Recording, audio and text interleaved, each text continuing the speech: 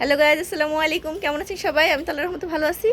অনেকদিন ভিডিও ছাড়া হচ্ছে না, তো আজকে একটা ভিডিও ছাড়বো, তো দেখতে থাকেন কেমন হয়। একটু গুল্লুমুল্লু হয়ে গেছি না, যে মিষ্টি খাওয়া হচ্ছে তো আমের সিজন, সাথে থাকেন দেখতে থাকেন কেমন। তো আমার অনেকে মিষ্টি কুমড়া গাছটা দেখছেন, এর আগে অনেকবার দেখাইছি। তো মিষ্টি কুমড়া গাছটা লাল হয়ে গেছে। তো এই মিষ্টি কুমড়া গাছটার থেকে যে একটা পাকা মিষ্টি কুমড়া হয়েছে, এটা কাটবো। ছোটো দেখতে, ছোটো কিন্তু জিনিসটা অনেক সুন্দর। তো এটা কাটবো এখন। বিসমিল্লাহ। এটা এইভাবে কাটা যাবে না কেচি দিয়ে, আমার নেট ছিস না। ও সুন্দর হয়েছে মাশাল্লাহ। গাছের ফল, একের পাকা ফল, কেউ অর্গানিক সবজি, যেটা কে বলে এটা ভাজি করলে সেই লাগবে। তো এখন এটা মানে নিলাম আজকে। আর এই যে এই ড্রামটা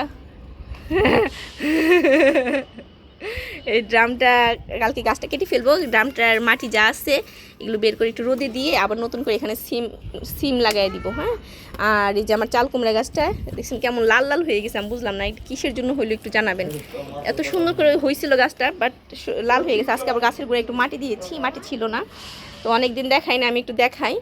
এই যে দেখছেন আমার ধন্দুল গাছগুলো অনেক সুন্দর, ওই পাশে ছিল অনেকগুলো গাছ।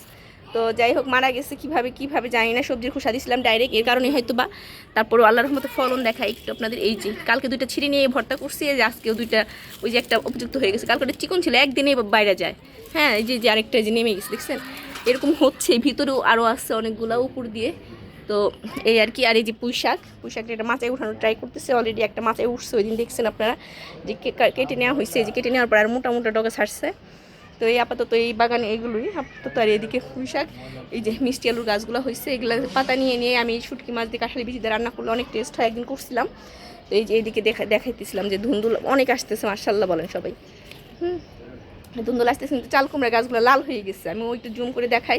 ওইদিকে চাল কুমড়া পাতাগুলো সবুজ আছে, এই যে দেখছেন কত সুন্দর সবুজ আছে। বাট এইদিকে পাতাগুলো কেমন যেন হলুদ হয়ে গেছে। তো এটা মনে হয় মাটি কম ছিল, রোদের তাপ আসে ছাদে প্রচুর, এর জন্য এই যে দেখছেন মিষ্টি কুমড়া গাছটাও কেমন যেন হয়ে গেছে। তো মিষ্টি কুমড়া গাছটা কেটে ফেলবো, কারণ এখন এটার ফল দেওয়ার মতো উপযুক্ত নাই, পাতাও ভালো আসতেছে না। তো কেটে মাটিটা আমি ভালো করে কয়েকদিন রোদে শুকায় যদি কাজে লাগাইতে পারি, এখানে সিম গাছ দিব, যদি ভালো হয় দেখাবো আপনাদের। আর এই যে পেঁপে গাছটা মাশাল্লাহ বড় হয়েছে। পেঁপে গাছটার মাটি খুবই কম, মাটি দিতে হবে। মাটি কিনে আমি সারতে পারতেছি না, আমার মনে হয় কত যে মাটি কিনলাম তার নাই। আর এই যে দেখছেন কত সুন্দর বাগানটা, যেমন দেখতেছিলেন তেমনই আছে। আরও কিছু গাছ এখানে অ্যাড হয়ে গেছে, যেমন এটা হলো মেই ফুল। হ্যাঁ, এই জারেকটা, তারপরে যে কয়েন প্ল্যান, এটার নামটা আমি জানি না এটা কি। তারপরে এই যে আছে এখানে অনেক গাছ। আর এটার বিচি হয়েছিল অনেকগুলা, বিচি আজকে ছিঁড়ে নিয়ে গেলাম। আর এটাতে আমি প্রতিদিন আপনার চা করে খাচ্ছি, অনেক হেল্পফুল চাটা, শরীরের জন্য অনেক ভালো। হ্যাঁ, আর আরও এদিকে আমি সিমের বিচি অনেকবার লাগাইছিলাম, হয় না। পরে ওই যে ইউটিউব দেখে এই অঙ্কুরোদ্গমন করে লাগানো হয়েছে, পরে দেখছেন কতগুলো সিমের বিচি হয়েছে, চারা হয়েছে। এইগুলো আমি ওই ইসে দিয়ে দেবো, ড্রামে দিয়ে দিব, যে মিষ্টি কুমড়া যেটার মধ্যে দেখলেন। হ্যাঁ, আর এই যে বোতাম ফুল হয়েছে এগুলো। এদিকে আমার বেশিরভাগ ফুলের বাগানই, গার্ডেনিং।